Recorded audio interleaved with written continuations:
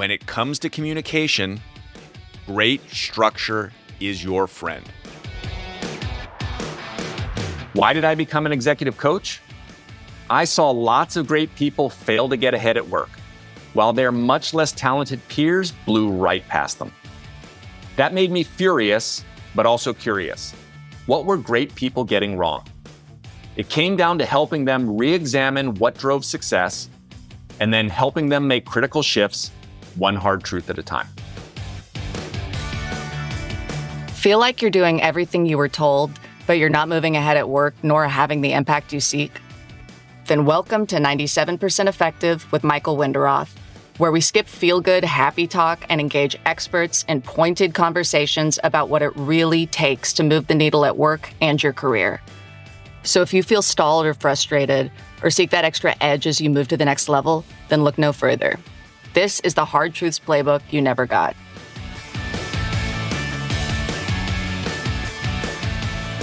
Hi, I'm Michael Wenderoth, and you're listening to 97% Effective.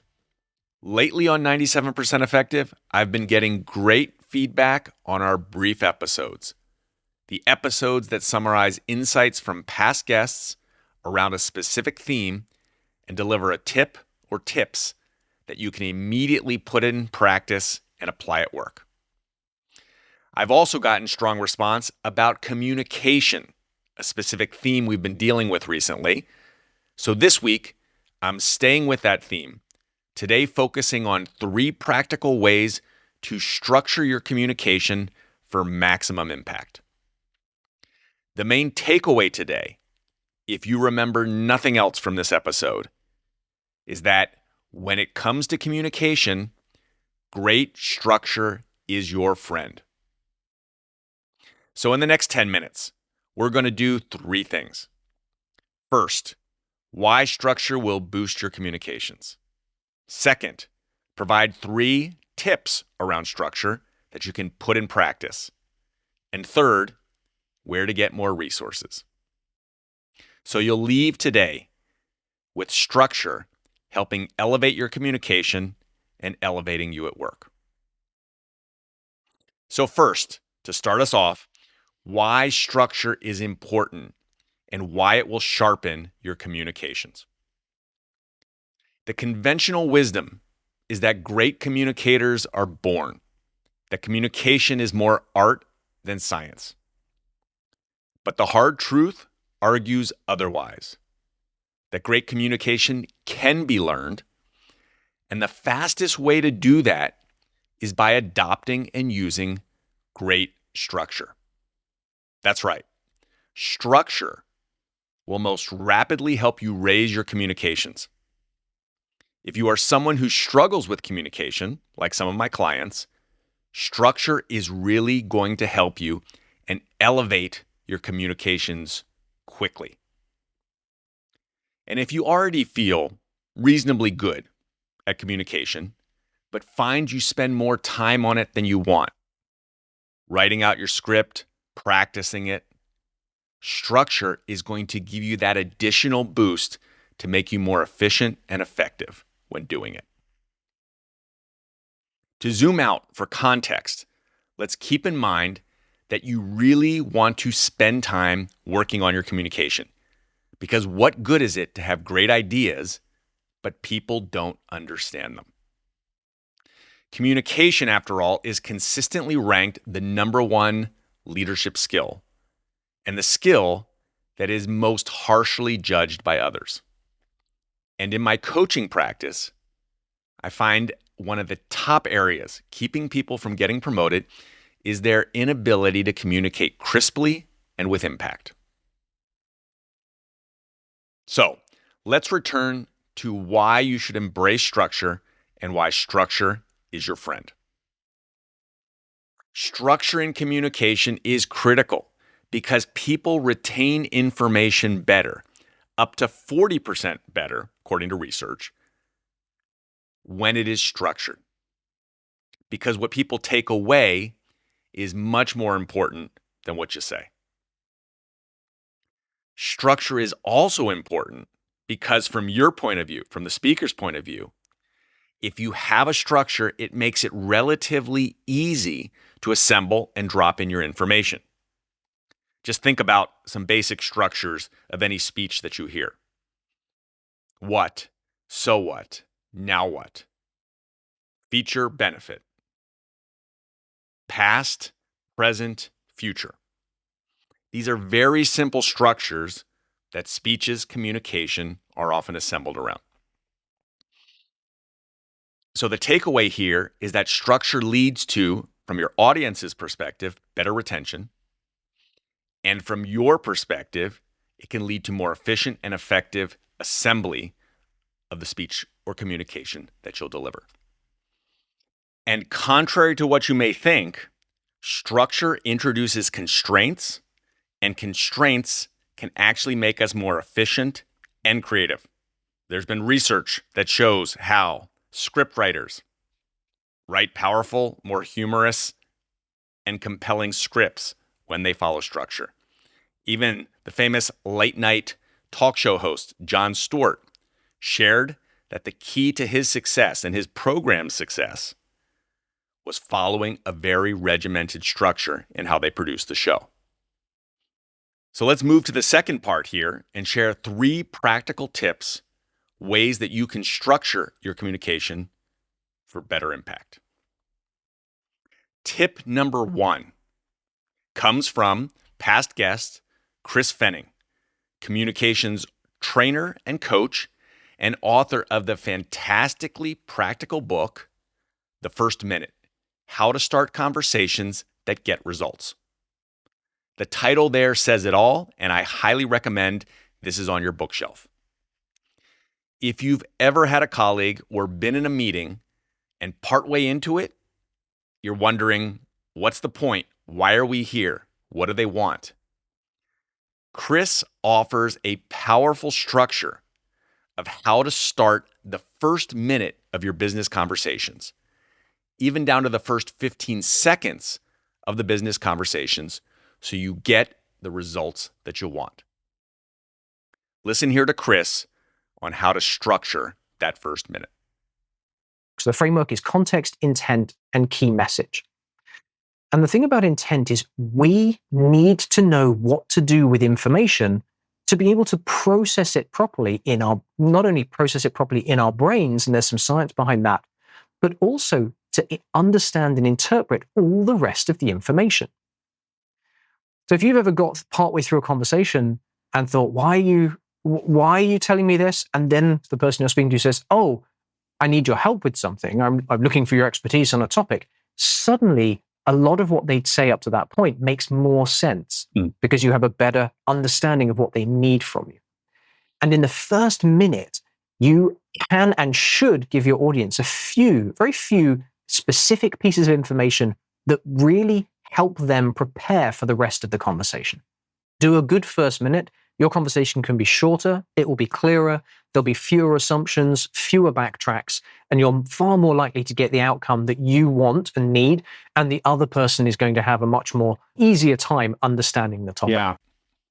The powerful structure, context, intent, key message. That's it. Context, intent, key message. And to do that in 15 seconds. That helps you and your audience focus on what the bigger picture is, the context, and what you're seeking to come out of that conversation. And this is about being concise, not being blunt. And in that full episode, Chris and I walk through multiple examples before and after of how to structure using that framework for maximum impact. You'll note your meetings, your communications rise in effectiveness, and people will thank you for that. You've been listening to 97% Effective with your host, Executive Coach Michael Wenderoth. If this interview is making you think, make sure to share it with a friend. Now, back to our interview. Tip number 2, adopt templates. In that episode with Chris, he taps into something, that use of structure. He has it with that first minute and even that first 15 seconds. So tip number 2 extends that and gets you to think about wrapping your entire communication, your entire presentation into a structured template. I alluded to these at the beginning of the show, but think about very simple frameworks. What, so what, now what? Past, present, future, or the one that I particularly like, past, future, present. Features, benefits. Features, benefits. Having several of these templates on hand is particularly helpful when it comes to starting and thinking about your presentation, particularly for those of you out there who, like many people, start with a blank piece of paper and get overwhelmed. It's also particularly useful to study the communications within your firm or of others who are particularly effective at communicating and bringing people into the fold. Finally, tip number 3, express your ideas in a list of 3. Express your ideas in a list of 3. The challenge that many smart people have is that they want to tell you everything. Smart people, engineers, they want to tell you everything. But if you drone on, research shows, you lose people's attention. And in fact, people can't hold more than 3 ideas in their mind. And more than 3, things break down. So by sharing 3 points or less, you convey organization, focus, and for those of you who do tend to drone on, it prevents you from droning on further. So when you share those 3 ideas, I suggest you take the advice of 2 of my guests, Phillip Mohabir and Samia Qamar. Phillip Mohabir, prior to becoming CEO of Vivosurgery, worked at Powerhouse IMAX. After years leading projects, Phillip took a lateral and upward rise, taking a position at IMAX in investor relations. While that might seem like an unusual choice, for someone destined to become a future CEO, he knew that communications was incredibly important to the future job that he would have. And he found, working in investor relations, that he had an amazing training ground for communication training. Listen to his tips, one of his big insights, and it will get you to think about how you present and communicate your ideas, particularly when you list them in 3s. Going into investor relations, I think one of the best quotes I got that was passed down to me by my boss there was, you've got to think in paragraphs, but speak in bullet points. And that really resonated with me, with this need to be more concise in the way that I actually speak and communicate an idea. Because as you mentioned, I'm good when it comes to writing things out and having that time to edit it, but I never really spent a lot of time practicing how I presented or how I showed up when it came time to actually speak on matters. So kind of tagging that into the whole idea of occupying space, you treat it like you're almost in this privileged position to be in those rooms with people that are so senior.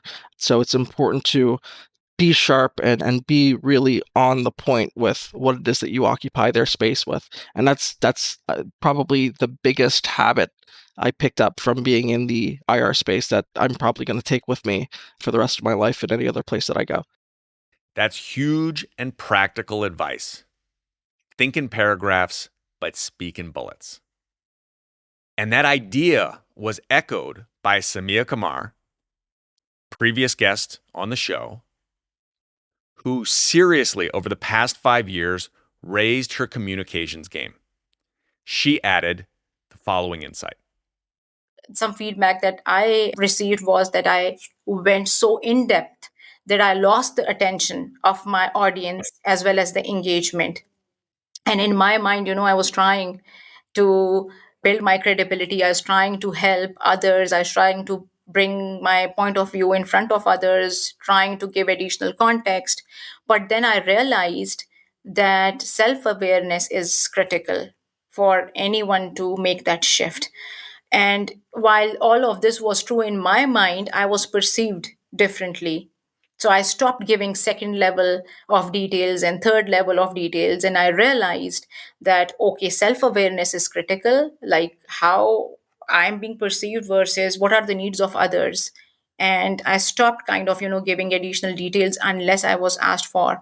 And I tried to create like some space for others to ask questions and also to provide them an opportunity to be kind of engaged with the content instead of me giving all the information and making it kind of boring.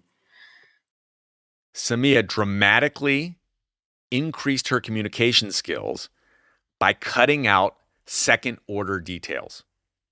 As Phillip said, think in paragraphs, but speak in bullets. And as Samia explained, cut out some of those second order details. And if you do all that and wrap it in a list of threes, you'll keep it focused, concise, and in a format that people will remember. In summary, structure, when it comes to communications, is your friend. Embrace it. Adopt these 3 tips, and your communication will rise. Those first 15 seconds, the first minute: context, intent, key message. Listen and follow Chris Fenning's advice. Number 2, adopt an overarching structure. Templates, templates, templates. Past, future, present. What, so what, now what. And third, adopt a list of threes. Think in paragraphs, but speak in bullets. Phillip Mohabir. And drop those second order details. Think about what Samia Qamar shared in her episode. If you adopt these 3 tips, your communication ability will increase, the clarity of your communication will increase, others will thank you, and your leadership ratings will dramatically rise. To go in more depth on any of these, listen to the episodes in full or check out the show notes below. See you next week on 97% Effective. Thanks for listening to 97% Effective, where we skip happy talk and help you break through and ascend, one hard truth at a time. Help others discover this show. Leave a review and rating wherever you listen to your podcasts. And if you like what you heard, you can get free resources, including the first chapters of Michael's book, Get Promoted, on his website, www.changwenderoth.com. That's www.changwenderoth.com.